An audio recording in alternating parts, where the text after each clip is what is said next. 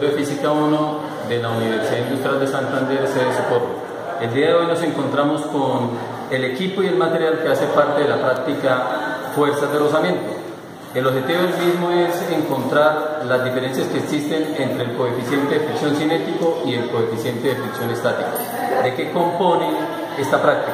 Un plano inclinado, el cual está adaptado a un tornillo sin fin, el cual podemos elevar a gusto con ayuda de esta manivela.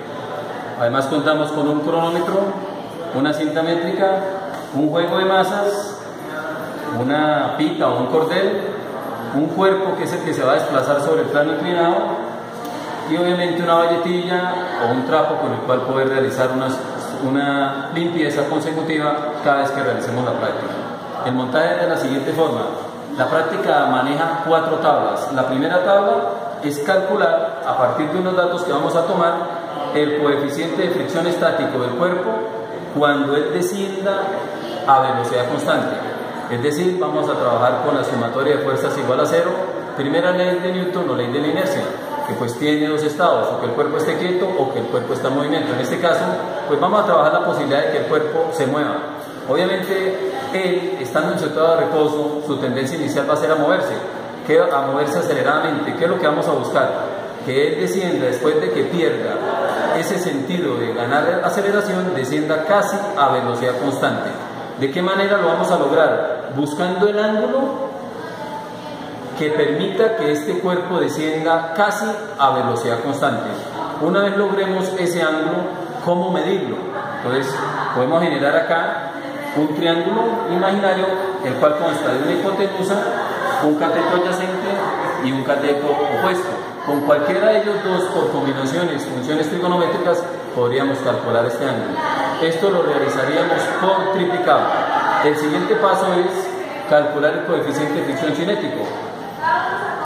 El ángulo de este coeficiente es levemente superior al que acabamos de trabajar. La idea es entonces buscar un ángulo levemente superior en el cual él, cuando descienda, gane velocidad, es decir, que esté acelerado. La sumatoria de fuerzas en este caso sería igual a masa por aceleración. La masa previamente ya la habremos calculado o medido con ayuda de una gramera a este cuerpo, o el cuerpo que tengamos para precisamente permitir que deslice sobre el plano inclinado. Además de eso, vamos a calcular o a medir la distancia que este cuerpo recorre sobre ese plano inclinado y el tiempo que él gaste en realizar ese recorrido. Esto también lo vamos a realizar por triplicado. No olvidar cómo podemos realizar la medida de ese ángulo de elevación, que va a ser levemente superior al ángulo que ya trabajamos en la parte del coeficiente de fricción estático. Eso sería la tabla número 2. Las tablas 3 y 4 manejan ya un formato en el cual el cuerpo asciende. Entonces, para este caso necesitaremos de esta cuerda o pita o nylon, y además, apoyados en esta polea fija, vamos a tener al otro extremo un portapesas, el cual vamos a cargar con la masa necesaria para lograr que el cuerpo ascienda a velocidad constante. Obviamente pues habrá que hacer muchas pruebas, ensayo y error, hasta conseguir, con ayuda de masas de todo tipo de valor, que este cuerpo suba a velocidad constante. ¿Qué implica?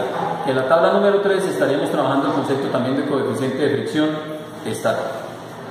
No olvidar cómo medimos entonces el ángulo que ya previamente lo he indicado. Aquí ya tendríamos una carga extra que hay que incluir en las tablas, que es la masa del contrapeso. Esto para poder trabajar los diagramas de cuerpo libre, que en este caso tendríamos un par de cuerpos analizados, 2 nodos diferentes, cuya tensión es la misma.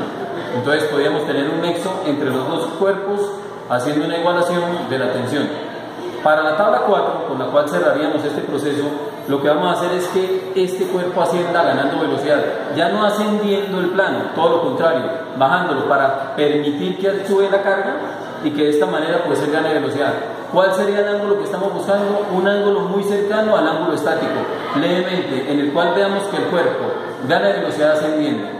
Una vez tengamos esta información, que cada una de las tablas hay que manejarlo por triplicado, lo que vamos a hacer es una comparación entre el coeficiente de fricción estático y el coeficiente de fricción cinético promedio obtenido en las tablas.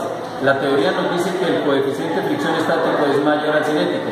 La tarea en este caso es confirmar si se da este caso, y si no es, obviamente que puede darse en términos experimentales, indicar el motivo. Se responden preguntas y parte final, realizar observaciones y conclusiones. Gracias.